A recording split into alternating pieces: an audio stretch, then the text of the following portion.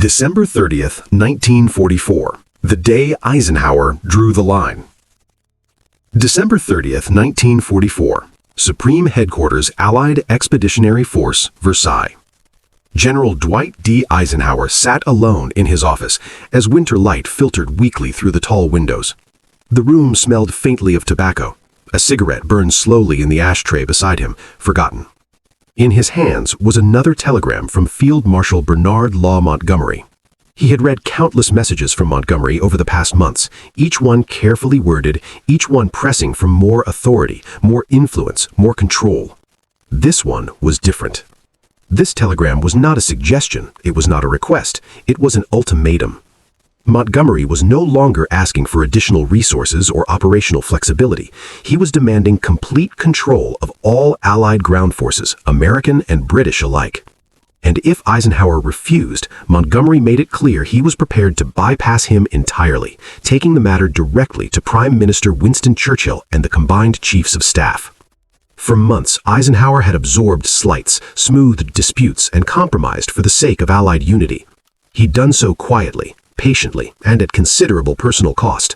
But on this cold winter day, with American soldiers still dying in the snow around Bastogne, something inside the Supreme Commander finally gave way. To understand why this moment mattered so profoundly, one must understand how the relationship between Eisenhower and Montgomery had deteriorated, and how it had reached a breaking point weeks earlier during the darkest days of the Battle of the Bulge. The decision that changed everything. On December 16, 1944, German forces launched a massive surprise offensive through the Ardennes forest. The attack smashed through thinly held American lines and split the U.S. 1st and 9th Armies apart, throwing the Allied front into chaos. Eisenhower faced an immediate and critical problem. Communications were shattered, command structures were disrupted. General Omar Bradley's headquarters, positioned far to the south in Luxembourg, was no longer effectively control American forces north of the German breakthrough. Eisenhower made a controversial but militarily sound decision. On December 20th, he temporarily placed the American 1st and 9th Armies under Montgomery's command. Montgomery's 21st Army Group headquarters was closer to the crisis, and the move restored coherence to the northern sector of the front. Bradley himself later acknowledged the necessity of the decision. In his memoirs, he wrote that it was the only move that made tactical sense, even though it burned like acid in my throat. Bradley understood the logic, but he also understood what it would unleash. Montgomery's moment. Montgomery accepted the temporary command with barely concealed satisfaction. Major General Francis de Gangand, Montgomery's chief of staff, noted in his diary that the field marshal seemed to glow when the order arrived. To Montgomery, this was not merely an emergency measure, it was validation. For months, Montgomery had argued that the Allies needed a single ground commander, and in his mind, that commander was him. Within 24 hours of assuming control, Montgomery began issuing orders that went beyond restoring order. American units were repositioned, supply columns were redirected, operational plans were altered, often without consultation with American commanders. The reaction among American officers was immediate and visceral. Brigadier General Bill Sylvan, aide to General Courtney Hodges of 1st Army, later recorded Hodges' reaction. Hodges sat silent, his face pale, hands trembling, before finally muttering that Montgomery was behaving as though he had conquered the Americans rather than the Germans. But Montgomery's ambitions went beyond battlefield adjustments. Rewriting the narrative. While reorganizing forces, Montgomery began shaping the story of the battle. In communications to London, in conversations with British officers, and in briefings to war correspondents, he framed the Battle of the Bulge as an American failure, one that only British leadership could salvage. Major General J.F.M. Whiteley, Deputy Chief of Staff at SHAEF, watched this unfold with growing concern.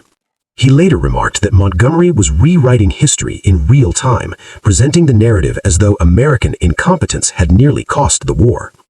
The reality was far different. At St. Vith, the U.S. 7th Armored Division held for 6 crucial days against overwhelming odds, delaying the German advance. At Bastogne, the U.S. 101st Airborne Division refused to surrender despite being completely encircled.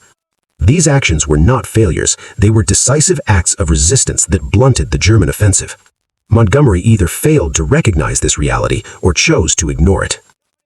The press conference that ignited the crisis. On December 28th, Montgomery held a press conference that would become infamous. Speaking to assembled war correspondents, he described the battle as one of the most interesting and tricky he had ever handled.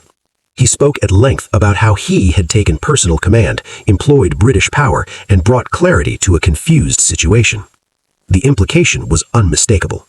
Montgomery had saved the Americans from themselves. When word reached Eisenhower's headquarters at Versailles, the reaction was explosive. Captain Harry Butcher, Eisenhower's naval aide, later wrote that he had never seen Eisenhower so angry. His face reportedly went from red to purple as he read the transcript. Eisenhower exploded in private. American soldiers were still dying in the Ardennes, and Montgomery was taking public credit as though he had directed the entire battle. Yet even then, Eisenhower chose restraint. Eisenhower's patience. Rather than confront Montgomery publicly, Eisenhower attempted to contain the damage quietly. He sent carefully worded messages warning that such statements could harm Allied unity. He worked through General Marshall in Washington and Prime Minister Churchill in London to smooth over the worst of the fallout. This was not the first time Eisenhower had absorbed such treatment. Throughout the campaign, Montgomery had repeatedly challenged Eisenhower's authority. In September, after the liberation of France, Montgomery demanded all Allied resources for a single thrust into Germany under his command. Eisenhower refused, insisting on a broad front strategy. In October, Montgomery insisted he outranked Bradley and should command all Allied ground forces. Eisenhower deflected, reorganized, and compromised. In November, Montgomery sent a private letter so insulting that de Gangand personally flew to Versailles to prevent a complete rupture. Each time Eisenhower endured, each time the cost grew higher. Brigadier General Arthur Nevins later wrote that everyone at SHAEF watched Eisenhower carry the burden. Montgomery made impossible demands, claimed credit he had not earned, and criticized American leadership while Eisenhower absorbed it all. Many wondered how long he could last. The ultimatum. The answer came on December 30th. Montgomery's latest telegram crossed a line that could not be ignored. He declared the existing command structure unworkable and demanded singular authority over all Allied ground forces from Switzerland to the North Sea. If Eisenhower refused, Montgomery threatened to take his case directly to Churchill and the combined chiefs of staff. Colin J.B., a British liaison officer at SHAEF, immediately recognized the gravity of the move. Montgomery had finally overplayed his hand. Eisenhower read the telegram 3 times. Then he stood, walked to the window, and stared out at the frozen landscape for several minutes. When he turned back, his expression was unlike anything his staff had seen. Choose between us. Eisenhower summoned his chief of staff, Lieutenant General Walter Bedell Smith. When Smith arrived, Eisenhower was already drafting a response. This was not another diplomatic maneuver. Eisenhower wrote that Montgomery's behavior had become intolerable. He stated that he had submitted his resignation to General Marshall and the combined chiefs with a condition. They would have to choose between him and Montgomery. One of them would leave the European theater, and Eisenhower made it clear he did not care which one. Smith read the draft and was stunned. He asked whether Eisenhower truly intended to send it. "I've had enough," Eisenhower replied. "If they want Monty to run this war, let them have him. I won't serve under these conditions." Smith understood this was not anger or bluster. Eisenhower meant every word. Washington responds. The telegram that reached Washington that night was professional, measured, and unmistakable. Eisenhower outlined Montgomery's demands, explained why they were unacceptable, and stated plainly that either Montgomery conformed to Eisenhower's authority or